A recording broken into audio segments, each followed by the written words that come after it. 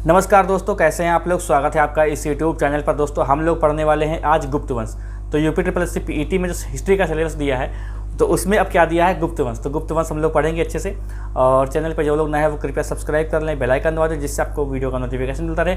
Video को देखने के बाद अपने साथियों के साथ शेयर करें, वीडियो को लाइक कर दें, अच्छी सी कमेंट छोड़ दीजिएगा वीडियो के, ठीक है। वीडियो के लास्ट में अच्छी सी कमेंट छोड़ दीजिएगा। चलिए वीडियो देखिए वीडियो लाइव नहीं चल रहा है, मैं बता दूं वीडियो प्रीमियर है। मैं आपके कमेंट्स पढ़ रहा हूँ, ठीक है। आपको लग रहा होगा लाइव, लेकिन लाइव नहीं है, ठीक है भाई। गुप्त वंश पढ़ेंगे। तो गुप्त वंश का संस्थापक कौन है? श्रीगुप्त। गुप्त वंश का संस्थापक कौन है? श्रीगुप्त। यहाँ पे कंफ्यूजन ये होता है कि दो क्वेश्चन बनते हैं, एक तो गुप्त वंश का संस्थापक एक बोलता है, एक पूछा जाता है गुप्त वंश का वास्तविक संस्थापक। देखिए श्रीगुप्त कौन था? श्रीगुप्त था एक कुषाण वंश का सामंत। तो ये अपने राज्य को स्वतंत्र कर लिया था, अपने हिस्से को स्वतंत्र कर लिया था। तो उसके बाद क्या किया था, गुप्त वंश की स्थापना कर दी गई। गुप्त वंश की स्थापना करने के बाद ये श्रीगुप्त जो था अपने आप को सम्राट नहीं कहलाया, ये कहलाता था सामंत, ठीक है। इसके बाद इसका श्रीगुप्त का एक उत्तराधिकारी था, लिखा नहीं है मैंने क्या, यहाँ पर लिख देता हूँ, घटोत्कच। क्या नाम था उसका? घटोत्कच। ये भी अपने आप को सामंत कहलाता था। घटोत्कच के बाद आता है चंद्रगुप्त प्रथम। चंद्रगुप्त प्रथम जो आता है इस वंश का वास्तविक संस्थापक है। वो गुप्त वंश का वास्तविक संस्थापक कौन है? चंद्रगुप्त प्रथम, क्योंकि इसने अपने आप को सम्राट कहा था इसलिए। और इन्होंने क्या किया था, लिच्छवी राजकुमारी कुमार देवी से विवाह किया और इस उपलक्ष्य में राजा रानी प्रकार के सिक्के चलवाए। तो राजा रानी प्रकार के सिक्के किसने चलवाए? चंद्रगुप्त प्रथम ने चलवाए थे, ठीक है। और इनके द्वारा 319 में एक गुप्त संवत भी चलाया गया था। वह कहता है कि 319 से 320 के आसपास ये राजगद्दी पर बैठा था इसलिए, ठीक है। और सर्वप्रथम रजत मुद्राओं का प्रचलन चंद्रगुप्त प्रथम ने कराया था और महाराजा धीराज की उपाधि धारण की थी। महाराजा धीराज की उपाधि धारण की थी। तो ये क्वेश्चन आपसे बनेगा कि महाराजा धीराज की उपाधि किसने धारण की थी? तो चंद्रगुप्त प्रथम ने ये उपाधि धारण की थी, ठीक है। आगे देखते हैं, अगला है समुद्रगुप्त। समुद्रगुप्त से बहुत सारे क्वेश्चन बनते हैं, ठीक है। देखिए गुप्त वंश दिया है, लेकिन मैं आपको इसी वीडियो में हर्षवर्धन पढ़ा दूंगा, वर्धन वंश पढ़ा दूंगा। नेक्स्ट क्लास में हम लोग जो दक्षिण भारत के राजवंश थे उनको भी देख लेंगे, उसके बाद हम लोग आगे पढ़ेंगे, ठीक है। तो चीज़ों को ऐड कर लेंगे, कोई ज़रूरी नहीं है कि सिलेबस के हिसाब से ही पढ़ें, क्योंकि कोई भी चीज़ छूटे ना। क्योंकि आप अगर और भी सब्जेक्ट की मतलब और भी तैयारी कर रहे हैं किसी और चीज़ की, तो वहाँ पर भी आपसे क्वेश्चन बन जाए। ऐसा नहीं है कि आप UPSSC PET के लिए ही तैयारी कर रहे हैं, ठीक है। सिलेबस में हालांकि हर्षवर्धन के बारे में, वर्धन वंश के बारे में नहीं दिया है, सिर्फ गुप्त वंश के बारे में दिया है, ठीक है। मतलब तब भी हम लोग पढ़ लेंगे उसके आगे। समुद्रगुप्त आता है। देखिए समुद्रगुप्त 330 ईस्वी राजगद्दी पर बैठता है और यह आक्रमणकारी एवं साम्राज्यवादी शासक था। यह कहते हैं कि अशोक के विपरीत कैसे। देखिए आक्रमणकारी भी था और मतलब समाजवादी, मतलब अपने साम्राज्य को विस्तारित करना, अपने साम्राज्य को फैलाना इसका काम था, ठीक है। बचपन का नाम काश था, बहुत इंपॉर्टेंट नहीं है। दरबारी कवि हरिसेन था जिसने इलाहाबाद यानी प्रयाग प्रशास्त्री की रचना की थी। तो दरबारी कवि इसका बहुत इंपॉर्टेंट है, हरिसेन, ठीक है। समुद्रगुप्त के पदाधिकारी यहाँ पे देख लो कौन कौन से थे। देखिए कुमारमात्य गुप्त साम्राज्य के सबसे बड़ा अधिकारी था कुमारमात्य। और खाद्यायिका ये राजकीय भोजनालय का अध्यक्ष था और महादंडनायक ये न्यायाधीश था, ठीक है। अब ये कोई जरूरी नहीं है कि आपको समुद्रगुप्त से ही पूछे, ये आपसे पूछ सकता है कि गुप्त वंश में महादंडनायक पद किसका था, ये ऐसे भी क्वेश्चन बन सकता है। तो आपको लगाना है न्यायाधीश का, ठीक है। समुद्रगुप्त को भारत का नेपोलियन कहा जाता है, क्योंकि दक्षिण भारत में इसने 12 साम्राज्य जीते थे, ठीक है। बहुत बड़ा साम्राज्य था इसका। और स्मिथ ने कहा था इसको, किसने कहा था ये क्वेश्चन मैंने लिखा नहीं, ये बात नहीं लिखी शायद मैंने। स्मिथ ने कहा था इसको भारत का नेपोलियन। ये क्वेश्चन बहुत बनता है कि भारत का नेपोलियन किसे कहा जाता है, तो ये कहा जाता है समुद्रगुप्त को, ठीक है।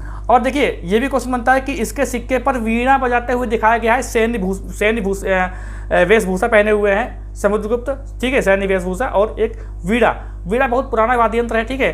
वो जो बजाया करते थे डॉक्टर APJ अब्दुल कलाम भी वीणा बजाते थे, तो उसको बजाते हुए ये एक सिक्के पर दिखाया गया है। देखिए इसका प्रभुत्व इतना ज़्यादा था, इसने एक पुराणों में ये बताया गया है कि इसका घोड़ा, समुद्रगुप्त का जो घोड़ा था वो 3 समुद्रों का पानी पीता था। इतना बड़ा साम्राज्य था इसका, ठीक है।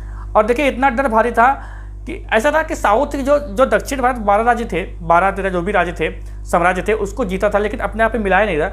वो कहता है कि बहुत बड़ा साम्राज्य हो रहा था और बीच में क्या हो रहा था कि पहाड़ आ रहे थे बीच में, पहाड़, नदियाँ, ठीक है, विंध्याचल, फिर नर्मदा नदी, फिर सतपुड़ा पहाड़, इसको पार करने के बाद आता है यहाँ पर तो दिक्कत होती, इसीलिए क्या हुआ कि इसने टैक्स लेना शुरू किया था, ठीक है, मतलब पूरा अपने में मिलाया नहीं था, सिर्फ टैक्स लिया था, ठीक है। देखो तो यहाँ पर एक लाइन ये है कि एक श्रीलंका के शासक था मेघवर्मन, इसने समुद्रगुप्त से एक परमिशन ली थी क्योंकि एक बौद्ध मंदिर बनवाने की अनुमति ली थी बोध गया में, ठीक है, ये मतलब जो है अनुमति ली थी। समुद्रगुप्त के बाद रामगुप्त गद्दी पर बैठा था, ठीक है, ये 2 बार लिख गया है, रामगुप्त गद्दी पर बैठा और इसकी पत्नी का नाम था देवी और इसकी हत्या करके चंद्रगुप्त द्वितीय पर जो है गद्दी पर बैठ गया था। हुआ ये था कि रामगुप्त और चंद्रगुप्त भाई थे, छोटा भाई था चंद्रगुप्त द्वितीय और जो इसकी पत्नी थी देवी रामगुप्त की, रामगुप्त बहुत अच्छा योग्य शासक नहीं था, इसकी पत्नी थी चंद्रगुप्त द्वितीय से इसका प्रेम था, ठीक है, प्रेम प्रसंग चला था। और ये कहानी एक सच है, मतलब ये कहानी है चंद्रगुप्तम की, जो किसने लिखा है, विशाखा दत्त ने लिखा है चंद्रगुप्तम। तो उसमें ये बताया गया है कि जो चंद्रगुप्त जो रामगुप्त की पत्नी थी देवी वो चंद्रगुप्त द्वितीय से प्यार करती थी, प्रेम करती थी और इन दोनों ने षड्यंत्र रच के रामगुप्त की हत्या कर दी थी और उसके बाद चंद्रगुप्त द्वितीय जो है वो गद्दी पर बैठा था। जो चंद्रगुप्त प्रथम महाराजा धृतराज की उपाधि ली थी, ठीक है, और चंद्रगुप्त द्वितीय। अब यहाँ पर इसके बारे में देखेंगे कि इसके बारे में क्या क्या चीज़ें इंपॉर्टेंट है, ठीक है। तो ये जो कहानी मैंने बताई ये कहानी मतलब बताई गई है, ठीक है, चंद्रगुप्तम में इसका वर्णन है। अब पढ़ते हैं हम लोग चंद्रगुप्त द्वितीय के बारे में। देखिए, शकों को पराजित करने की स्मृति में चंद्रगुप्त द्वितीय ने विशेष चांदी के सिक्के चलवाए और शाकाहारी उपाधि धारण की।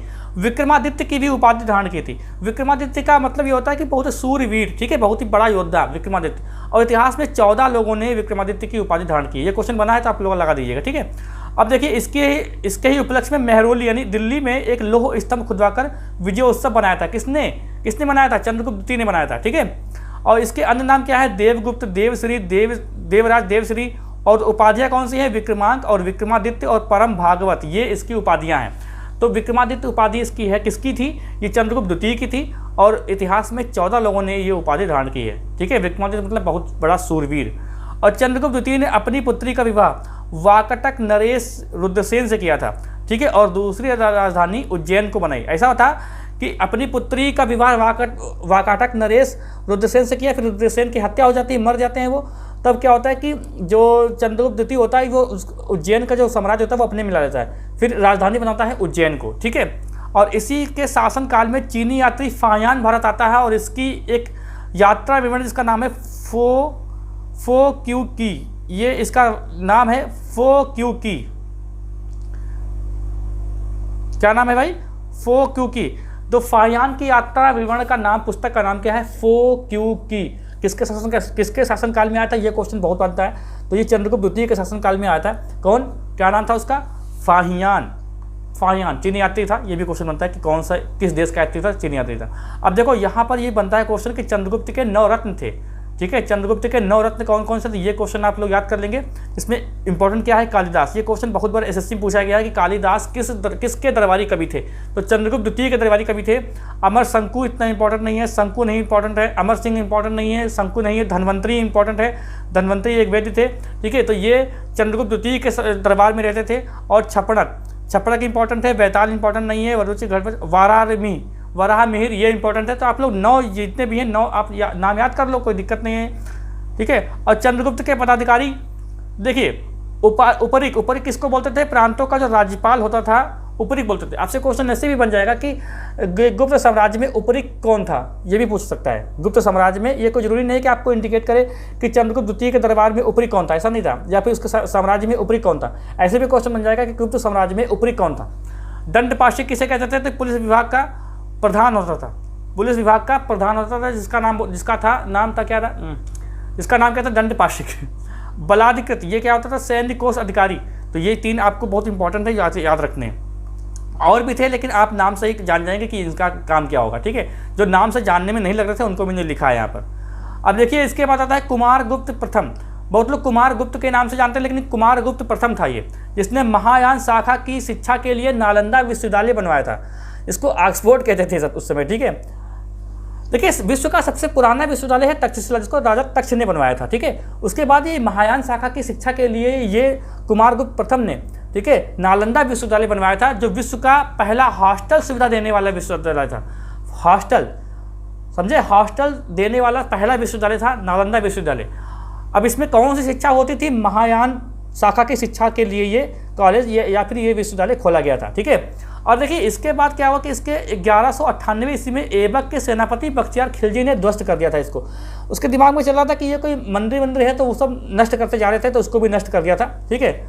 यहाँ पर देखो कुमारगुप्त ने श्री महेंद्र, महेंद्रादित्य, अश्वमेघ महेंद्र की उपाधि धारण की थी और इसके अंतिम दिनों में पुष्यमित्रों का आक्रमण हुआ। कुमारगुप्त के बाद इसको स्कंदगुप्त गद्दी पे बैठा था। कुमारगुप्त के बाद स्कंदगुप्त गद्दी पर बैठा था। आगे देखते हैं, देखो स्कंदगुप्त देखते हैं। स्कंदगुप्त के आने के बाद क्या हुआ कि हुणों का आक्रमण शुरू हो गया। हुणों का आक्रमण बहुत ही मतलब बेकार, बहुत ही बर्बर लोग थे, बहुत ही असभ्य लोग थे हुण, और इनमें कोई मतलब एक स्थिर जगह नहीं थे, क्योंकि स्थिर साम्राज्य नहीं था। ये लोग मतलब कैसे लुटेरे टाइप से, कैसे जहाँ भी निकलते थे वहाँ पर सबका सर्वनाश करते चलते थे। तो स्कंदगुप्त भैया बड़ा परेशान था इससे। स्कंदगुप्त और गुप्त वंश का जो पतन है वो इसी कारण हो ही गया, हुणों के चक्कर में। देखो गुप्त वंश स्कंदगुप्त के आने के बाद हुणों का, अब इसको हुंडो भी लिखा होता है कहीं कहीं, ये आप लोगों ने कहीं पढ़ा होगा तो कहेंगे सर हुंडो क्या होता है, तो हुंडो भी लिखा होता है कहीं कहीं, लेकिन ज़्यादातर किताबों में इसको हुणो लिखा गया है, हुणो। तो स्कंदगुप्त के आने के बाद हुणों का आक्रमण शुरू हो गया और जूनागढ़ अभिलेख में हुणों को मिलेच्छ कहा गया। मिलेच्छ एक मलिच्छी बोलते हैं हम लोग, देहाती भाषा में हम लोग कहते हैं मलिच्छी। बहुत गंदा जो आदमी होता है, गंदा असभ्य होता है, उसको बोलते हैं मलिच्छी। तो ये जूनागढ़ अभिलेख में कहा गया है इसको मिलेच्छ, ठीक है। क्या कहा गया है? मिलेच्छ कहा गया है। और हुणों का महत्वपूर्ण शासक तोरमाण था। तो ये बात देखिए, हुणों के बारे में हम लोगों को अलग से नहीं पढ़ना है। आप बस इतना ध्यान रखो कि हुणों का महत्वपूर्ण शासक कौन था, वो था तोरमाण।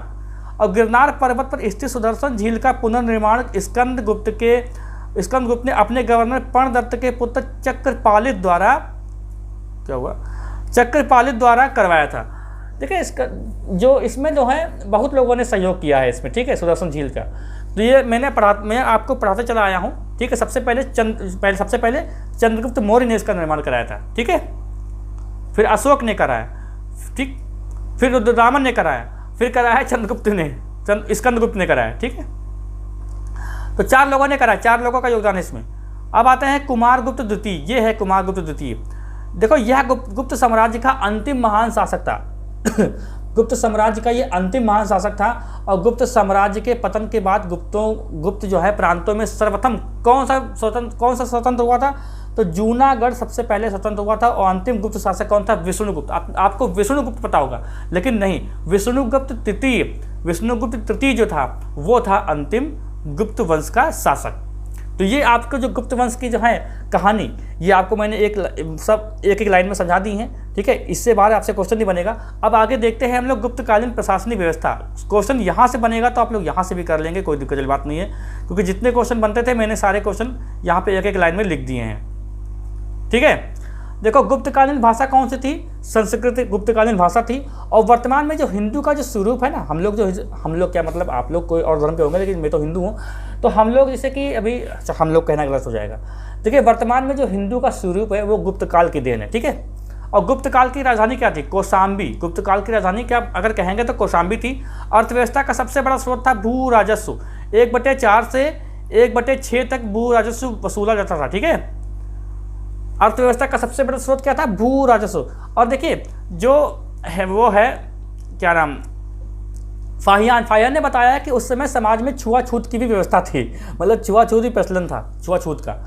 देखो बाल विवाह, पर्दा प्रथा, सती प्रथा का भी प्रचलन था, ठीक है। और अजंता गुफाओं का निर्माण गुप्त काल में हुआ, जिसमें हिंदू, जैन, बौद्ध, ठीक है, तीनों धर्मों के बारे में बताया गया है। तो अजंता गुफाओं का निर्माण कब हुआ है? गुप्त काल के शासन में ही हुआ है, ठीक है। और देखिए इसी में क्या है कि अफगानिस्तान के बामियान में स्थित पर्वतों को काटकर महात्मा बुद्ध की विश्व में सबसे ऊंची प्रतिमा बनाई गई थी। देखो जहाँ पे मैं आपको बता दूं, पत्थरों के बीच में काट के बनाई गई थी। कैसे? एक हल्का सा मैं आपको डेमो दिखा दूं। वैसा तो बना नहीं पाऊंगा। जैसे मान लो ये पत्थर है, ठीक है, मान लो जैसे ये पत्थर है,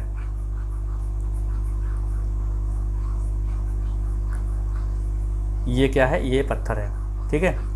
और इसमें जो है काट के एक बनाया गया था मूर्ति। जैसे ये एक चेहरा हो गया, ठीक है। देखो मैं कोशिश कर रहा हूँ, इस टाइप से एक मूर्ति बनाई थी, ठीक है, ये पहाड़ों के बीच से। तो ये सबसे ऊंची थी, ठीक है। तो क्या हो गया यार, कुछ हैंग कर रहा है सिस्टम। ठीक है, तो यही अफगानिस्तान के बामियान में स्थित पर्वतों को काट कर महात्मा बुद्ध की सबसे ऊंची मूर्ति बनाई गई थी, और वहाँ के तालिबानी लोगों ने क्या किया था कि इस पर बम फोड़ दिया था और ये मूर्ति ध्वस्त हो गई थी। ठीक है, अब देखो सर्वाधिक भूमि अनुदान जो था ये किसने किया है, ये किया है गुप्त शासकों ने। ठीक है, कहाँ गया, सर्वाधिक भूमि अनुदान गुप्त शासकों ने किया था। ठीक है, और इसको स्कंदगुप्त का भीतरी अभिलेख जो गाजीपुर में है उसमें हूणों के आक्रमण की जानकारी मिलती है। ब्रह्मा विष्णु, देखिए त्रिमूर्ति की जो पूजा करने का श्रेय जाता है वो गुप्त काल में जाता है, उसमें ही ब्रह्मा विष्णु महेश की पूजा करने का श्रेय जाता था। ठीक है, वहीं से स्टार्ट हुई है। और गुप्तकालीन मंदिर कला का सर्वोत्तम उदाहरण है देवगढ़ का दशावतार मंदिर। ये दशावतार मंदिर जो है सबसे बड़ा उदाहरण है। और सर्वाधिक स्वर्ण मुद्राएं गुप्तों ने ही जारी की। इसके सिक्कों और जो सोने के सिक्के होते थे इनको बोलते थे दिनार। ये क्वेश्चन बनता है कि दिनार किस शासक काल की मुद्रा है, तो ये गुप्त वंश की है, ये ध्यान रखिएगा।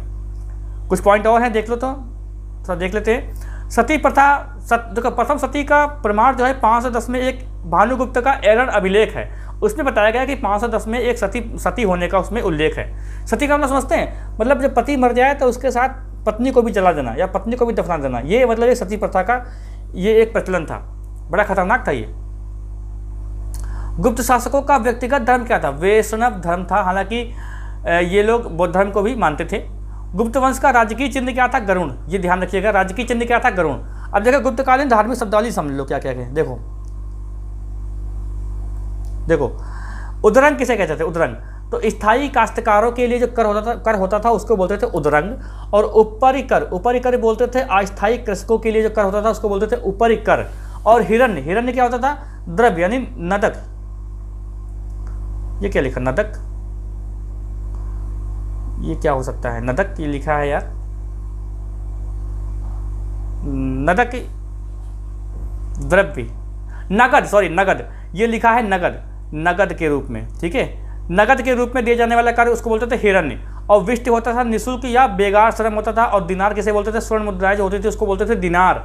और अग्रहार किसको बोलते थे, मंदिरों और ब्राह्मणों को दान देने जाने वाली भूमि को बोलते थे अग्रहार। तो ये शब्द अगर आपसे वन लाइन में पूछ ले, एक लाइन में क्वेश्चन पूछ ले, एक लाइन में आ जाए तो आप क्या करेंगे, तो आप लगा दीजिएगा। ठीक है, इसको याद कर लो, याद करना पड़ेगा ये। ठीक है, तो ये गुप्तकालीन आपकी समस्या जितनी भी थी सॉल्व हो गई। अब आते हैं हम लोग हल्का सा हर्षवर्धन काल देख लेते हैं। हर्षवर्धन के बारे में थोड़ा बहुत देख लेंगे, ज़्यादा नहीं। देखो इस वंश का संस्थापक पुष्यभूतिवर्धन था जो गुप्त काल में सामंत थे। ठीक है, गुप्त काल में सामंत थे और इन्होंने अपनी राजधानी क्या बनाई। देखिए वर्धन वंश की जो प्रारंभिक राजधानी थी वो थानेश्वर थी। हरियाणा के पास थानेश्वर पड़ता है, थानेश्वर, ये धानेश्वर लिखा है, थानेश्वर लिखा है। ठीक है, थानेश्वर थी। ठीक है, और इस वंश का अगला शासक कौन था, प्रभाकर वर्धन, जिसके 3 संतानें थी। कौन कौन सी थी, देखो एक थी राजवर्धन, एक थी हर्षवर्धन और एक लड़की थी इनकी, इसका नाम था राजश्री। तो राजश्री का विवाह किससे हुआ था, कन्नौज के शासक गृहवर्मन के साथ राजश्री का विवाह हो गया था। ये कहानी बहुत अच्छी है। और कन्नौज के शासक गृहवर्धन का, लेकिन अब इसमें मैं आपको एक मैप बना के दिखा दूँ। देखो ऐसा था,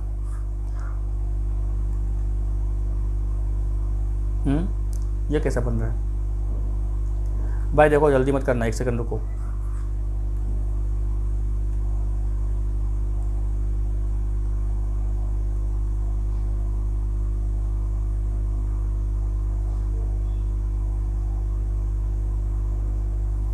देखो ऐसा था दोस्तों कि यहाँ पर एक था, देखो यहाँ पर जो मैंने बताया, जो यहाँ पर एक था, यहाँ पर था मालवा का शासक।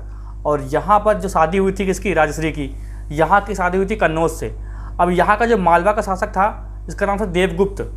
देवगुप्त ने राजश्री का जो हस्बैंड था यानी पति था जिसका नाम था गृहवर्मन, इसकी हत्या कर दी। और हत्या करने के बाद राजश्री की भी हत्या करने की कोशिश की, लेकिन राजश्री जंगल में भाग गई। ठीक है, ये बात जब सुनी किसने, राजवर्धन ने। राजवर्धन आए, इसकी हत्या कर दी, किसकी, देवगुप्त की हत्या कर दी। देवगुप्त की हत्या की नहीं, यहाँ पर एक गौड़ शासक था जिसका नाम था शशांक, बंगाल का था। ठीक है, शशांक, इसने क्या की, इसने देवगुप्त की हत्या कर दी।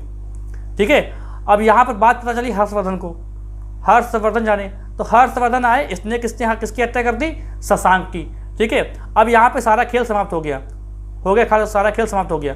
लेकिन इसके बाद अब बात क्या बच रही थी कि इसके पास समस्या ये थी कि कैसे अपने राज्य को संभाले और अपनी बहन को ढूंढे।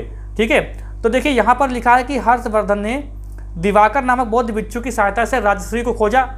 ऐसा बताते हैं कि हर्षवर्धन इतना मतलब अपनी बहन को मतलब स्नेह करता था, ठीक है, कि वो अपने आप खुद शासन नहीं किया, एक संरक्षक के रूप में उसने काम किया हर्षवर्धन ने, और बहुत ही योग्य शासक था और अपनी बहन को गद्दी पे बिठाया था।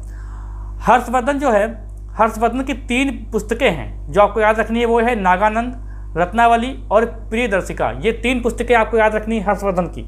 और हर्षवर्धन का दरबारी कवि कौन था? बाणभट्ट था, ठीक है, जिसने 2 पुस्तकों की रचना की थी। कौन कौन सी? कादम्बरी और हर्षचरित। हर्षवर्धन को शिलादित्य कहा जाता है, ये ध्यान रखिएगा। शिलादित्य किसे कहा जाता है? हर्षवर्धन को। तो हम लोग देखिए, अभी मैंने जो आपको कहानी बताई वो इतनी ही थी, ठीक है। जो क्वेश्चन हर्षवर्धन से बन जाएंगे वो बन जाएंगे, क्योंकि ये सिलेबस में दिया नहीं है अलग से। ये भी वंश बड़ा है, अगर देना होता तो इसको अलग से लिखते, वर्धन काल या वर्धन वंश। इसको पुष्यभूति वंश भी कहते हैं, ठीक है। इसका समय में मथुरा जो है सूती वस्त्र का केंद्र था, और हर्षवर्धन के समय में चीनी यात्री हेन सांग आया था। हेन सांग आया था, चीनी यात्री, ठीक है। और जिसे यात्रियों का राजकुमार किसे कहते हैं? हेन सांग को कहते हैं, जो शाक्यमुनि भी कहलाता है, और नालंदा विश्वविद्यालय में ये अध्ययन करने आया था। हर्षवर्धन को चालुक्य शासक पुलकेशिन द्वितीय ने हराया था, और इतिहास में हर्षवर्धन की मृत्यु के बाद को जो है युग परिवर्तन काल कहा जाता है। कई 100 साल यहाँ पर गैप रहा है। इसके बाद हम लोग कल देखेंगे, ठीक है। जो साउथ वाले जो अभी बचे हुए हैं तो उनको भी निपटा देते हैं, ये क्लास लगेगी, उनको भी देख लेते हैं कि हालांकि उस सिलेबस में नहीं दिया, लेकिन हाँ हालांकि आप लोग और किस चीज़ की तैयारी कर रहे हैं तो वहाँ से क्वेश्चन बन सकता है। यूपीट्रिपलएससी में, पीईटी में ये सब सिलेबस नहीं दिया है, ठीक है। तो यहाँ पर हर्षवर्धन से जो क्वेश्चन बनने वाले थे वो मैंने आपको एक लाइन में बता दिए हैं। अब और भी आपको किसी चीज़ को लेकर डाउट हो, ठीक है, तो आप क्वेश्चन जरूर करिएगा, मैं उसको रिप्लाई करूँगा, नहीं तो उसको अगली क्लास में डिस्कस करेंगे, उसके लिए अलग से क्लास बनेगी, ठीक है। तो क्लास यहाँ पर समाप्त होती है। अब तो कुछ इसमें बचा नहीं है। गुप्त वंश देखिए जल्दी इसलिए हो रहा है क्योंकि यहाँ पे पहले से लिखा हुआ है, वरना ये सब क्लासेस जो है 2-3 क्लासेस में खत्म होता है गुप्त वंश। आप कहीं भी क्लास कर रहे होंगे ऑफलाइन या कहीं बाहर, तो ये सब जानते हो बहुत सारी क्लासेस लगती हैं इसमें, लेकिन यहाँ पे लिखा हुआ है, मैं बोल रहा हूँ बराबर, तो टाइम कम लग रहा है। अगर जो लोग चालाकी करते हैं, जो लोग अच्छी तैयारी करना चाहते हैं, वो इसके लिए प्लेटफॉर्म बहुत बढ़िया है, क्योंकि ना तो कोई फालतू की बकवास बीच में होती है, ना ही कोई हंसी मजाक होता है, बस सीरियसली पढ़ाई होती है। अगर आप लोग चाहते हैं तो इस पर तैयारी अच्छे से करते रहिए, और जो लोग सीरियस हैं उनको भी बता दीजिए, ठीक है, क्योंकि हमें लग रहा है कि 20 तारीख तक ये पूरी हिस्ट्री समाप्त हो जाएगी। उसके बाद तुरंत ज्योग्राफी स्टार्ट कर देंगे और साथ ही में इकोनॉमिक्स स्टार्ट कर दी जाएगी। तो सारे सब्जेक्ट जो हैं जितने भी हैं वो सिलेबस यहीं पे कवर कर दिए जाएंगे, ठीक है। तो भाई चैनल पे जो लोग नए हैं वो कृपया सब्सक्राइब कर ले, बेल आइकन दबाओ, जिससे वीडियो का नोटिफिकेशन आपको बराबर मिलता रहे। मिलते हैं हम लोग कल अगली क्लास में।